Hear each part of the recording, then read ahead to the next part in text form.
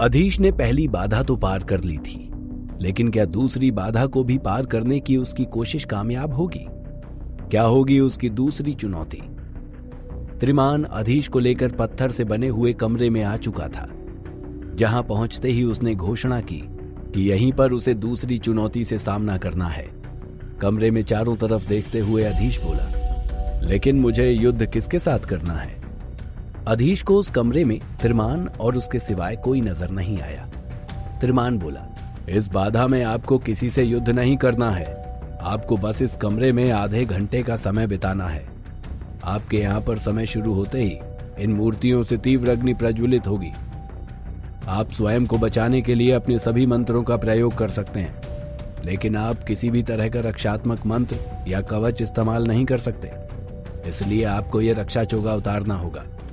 त्रिमान ने बेहद आसान शब्दों में उसे दूसरी बाधा के नियम समझा दिए थे। दूसरी बाधा के नियमों को जानने के बाद अधीश पूरी तरह आश्वस्त हो चुका था कि इस प्राचीन स्मारक का स्वामी अग्नि मंत्रों का बेहद सिद्ध मांत्रिक है। इन तीव्र ज्वाला की लपटों से ही अब उसकी सहन शक्ति की परीक्षा होने वाली थी। भले ही अधीश के पास अग्नि मंत्र थे, लेकिन उसे संदेह था कि कोई भी मंत्र इन भयंकर ज्वालाओं से उसकी रक्षा कर सकेगा।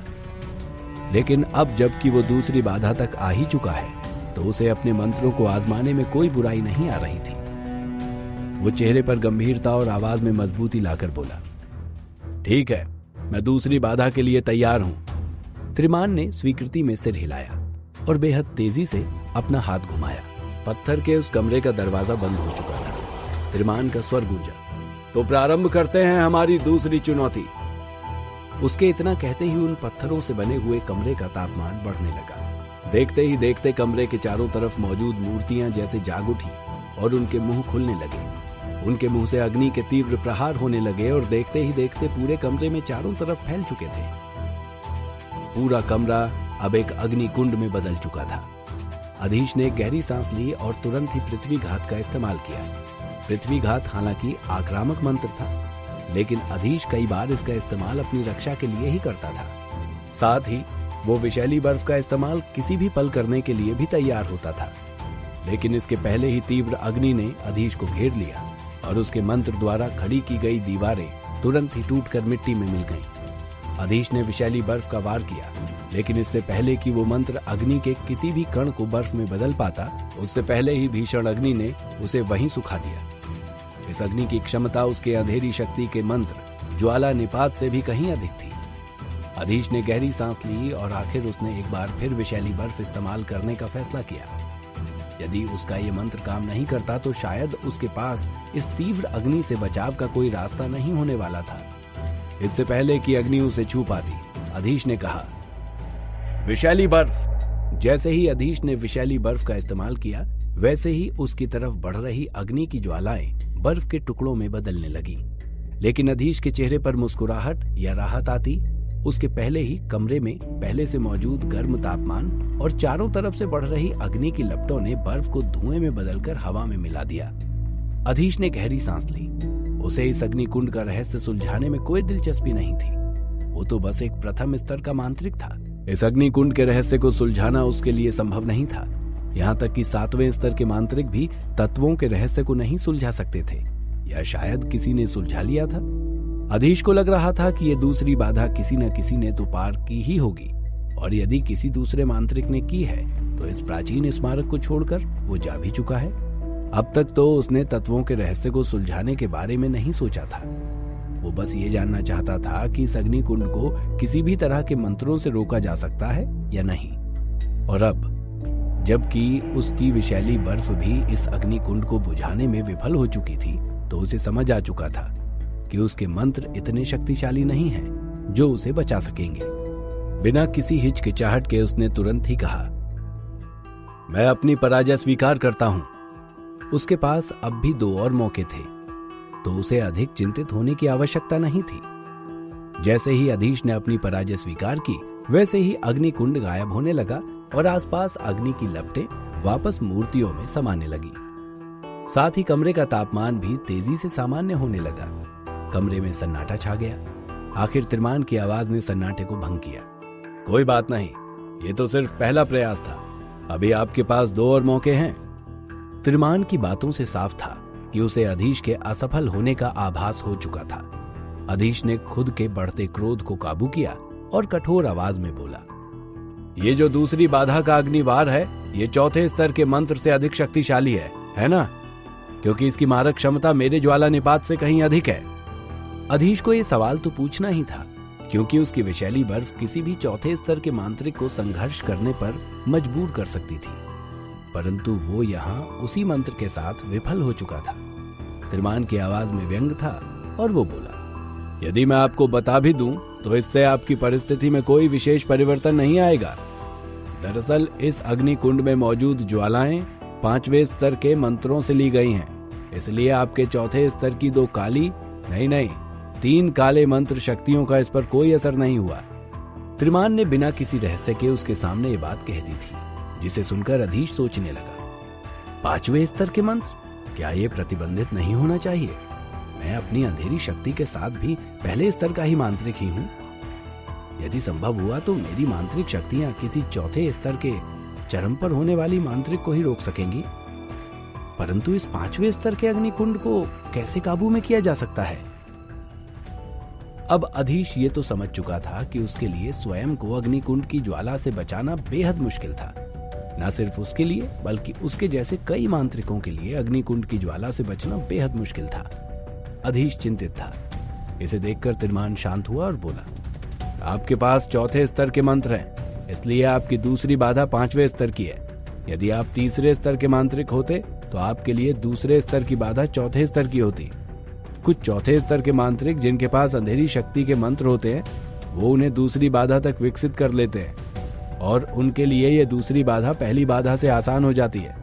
परंतु सत्य तो यह भी है कि उस तरह के मांत्रिक कई सालों से नहीं आए हैं यहाँ, इसलिए अब तक मात्र 3 ही मांत्रिक इस बाधा को पार कर सके हैं। अधीश का चेहरा गंभीर था और उसके हाव भाव अब तक शांत हो चुके थे। अगर दूसरी बाधा पहली बाधा के मुकाबले आसान होती तो उसे दूसरी बाधा क्यों कहा जाता है? सब कहने की बातें ही थी।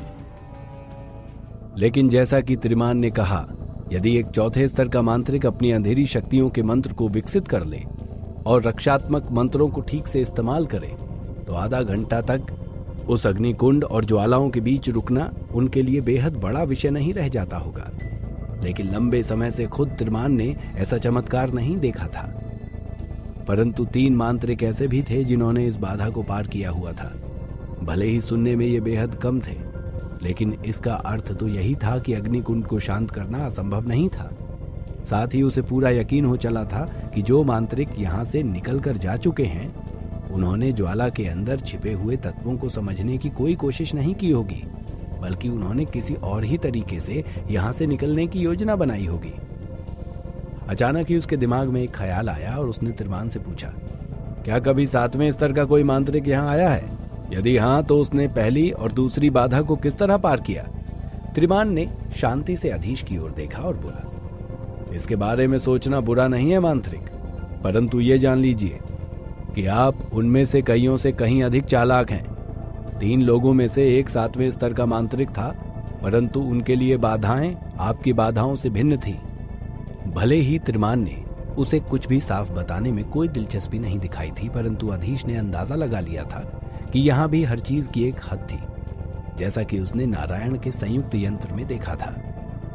7वें स्तर के मांत्रिक को भिन्न बाधाएं इसलिए भी मिली होंगी क्योंकि उसकी मांत्रिक शक्तियां बेहद अधिक होंगी और उन्हें दी जाने वाली बाधाएं इतनी भिन्न और विशेष रही होंगी कि उनकी दोबारा नकल कर पाना बेहद मुश्किल रहा होगा। अचानक ही त्रिमान बोला, आप कुछ ज्यादा ही जिज्ञासु हैं। आप बस ये समझ लीजिए कि दूसरी बाधा ही कई मांत्रिकों को रोक लेती है और वो यहीं दम तोड़ देते हैं। यदि आप भी चाहें तो अपना जीवन यहीं बिता सकते हैं, वो देखिए। ऐसा कहते हुए जैसे ही त्रिमान ने सामने की ओर इशारा किया तो अधीश की नजरें भी साथ में उस दिशा में उठ गईं। उसकी नजर के सामने कंकालों का ढेर लगा हुआ था, जो देखने में किसी भयावह दृश्य से कम नहीं था। त्रिमान बोला, ये उन्हीं मांत्रिकों के कंकाल हैं जो इस बाधा को पार नहीं कर पाए। अधीश ने त्रिमान की ओर एक नजर डाली और एक गहरी सांस लेकर धीमी आवाज में बोला, दरअसल इस बाधा को पार करना नामुमकिन नहीं है। इस वक्त उसके चेहरे पर एक शांत मुस्कुराहट नजर आ रही थी और आंखों में आत्मविश्वास। त्रिमान ने उसके चेहरे की मुस्कुराहट देखी तो भी उसे ज्यादा उम्मीद नहीं थी। उसकी नजर में अधीश के अपनी अंधेरी शक्तियों के मंत्रों को दूसरे स्तर तक बढ़ा सकना नामुमकिन था। फिर भी वो बोला, आप आत्मविश्वासी नजर आ रहे हैं, परंतु क्या सच में आपके पास इस बाधा को पार करने का कोई रास्ता है? अधीश ज्यादा कुछ नहीं कहना चाहता था, लेकिन वो असभ्य भी नहीं लगना चाहता था, इसलिए वो धीरे से बोला, रास्ता है ना। वो तुरंत ही पालथी मारकर कमरे में बैठ गया। त्रिमान भी बेहद आश्चर्य से उसे देख रहा था। इस बार वो उसे छोड़कर नहीं गया, बल्कि बेहद उत्सुकता से उसे देखने लगा। वो एक किनारे पर ही खड़ा था। अधीश ने इस बात पर कोई ध्यान नहीं दिया, बल्कि वो शांतिपूर्वक इस मुसीबत से निकलने के बारे में सोचने लगा। कुछ देर ध्यान लगाने के बाद आखिरकार उसे एक समाधान मिल ही गया। उसने झट से अपने छल्ले में से एक ज्वालामुखी मृत्तिका निकाली, जो वो अभी अभी अनाम द्वीप से लेकर आया था। अधीश के लिए उस 5वें स्तर के अग्निकुंड को शांत कर पाना लगभग असंभव ही था। बल्कि वही नहीं, उससे भी पहले कई लोग असफल हो चुके थे, लेकिन फिलहाल उसे इसी बात का फायदा भी उठाना था। उसे बस आधे घंटे के लिए अग्निकुंड को रोक सकना था, जो कि उसके लिए संभव नहीं था। बल्कि पृथ्वीघात उसके सामने एक निम्न स्तर का मंत्र था, जिसकी टक्कर 5वें स्तर के अग्निकुंड से होनी थी। लेकिन यदि वो अंधेरी शक्ति के मंत्र पृथ्वी शरण को विकसित कर ले और उसे पृथ्वीघात से जोड़ दे, तो शायद ये युद्ध उसके पक्ष में हो सकता है। उस समय पृथ्वीघात की शक्तियां कई गुना ज्यादा बढ़ जाएंगी और उसकी अग्निकुंड की भयंकर ज्वालाओं से सुरक्षा करके उसे 30 मिनटों तक रोकने में भी सफल रहेंगी। वो मन ही मन बुदबुदाया, अंधेरी शक्ति के मंत्र पृथ्वी शरण को विकसित करना अधिक मुश्किल कार्य नहीं है, बस इसमें समय लग सकता है। इस वक्त उसे खास तौर पर जिस चीज की चिंता करने की आवश्यकता नहीं थी, वो समय ही था, जो कि उसके पास बहुत था। मंत्र और आकृतियां तो उसने तभी याद कर लिए थे जब वो मंदार में था, और वो वहां सुरक्षित भी था। कोई भी मांत्रिक भी वहां उस पर हमला नहीं करने वाला था, इसलिए वो प्राचीन स्मारक उस समय उसके लिए बेहद सुरक्षित जगह थी। अधीश ने तुरंत ही अंधेरी शक्ति के मंत्र पृथ्वी शरण को विकसित करना शुरू किया। उसने अपने दिमाग में एक आकृति उकेरनी शुरू की और अपनी मांत्रिक शक्ति उसमें डालने लगा, जैसे वो बेहद अच्छी तरह से उन शक्तियों को जानता हो और उसका इन सब से बेहद गहरा जुड़ाव रहा हो। यह उसके अंधेरी शक्ति की ताकत को विकसित करने की पहली प्रक्रिया थी, और बाद की प्रक्रिया पूरी होने में बेहद लंबा समय लग सकता था। अब बस उसे ज्वालामुखी मृत्तिका को उस आकृति के सामने देना था, जिसमें बेहद समय लगना था। 1 दिन बीत गया, 2 दिन बीत गए, 3 दिन, 4 दिन, 10 दिन, 15 दिन।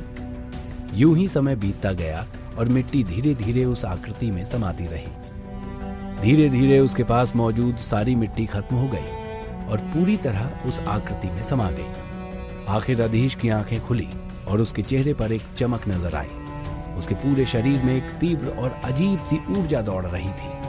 अधीश को यह नया मंत्र सिद्ध करने में सफलता मिल चुकी थी। अधीश अंधेरी शक्ति के मंत्र पृथ्वी शरण को विकसित करने में कामयाब तो हो चुका था। अब आगे का मुकाबला कहीं उसके लिए और अधिक कठिन तो नहीं हो जाएगा? क्या अधीश इस बाधा को पार कर सकेगा? जानने के लिए सुनते रहिए द मैजिशियंस सीक्रेट, सिर्फ और सिर्फ पॉकेट FM पर।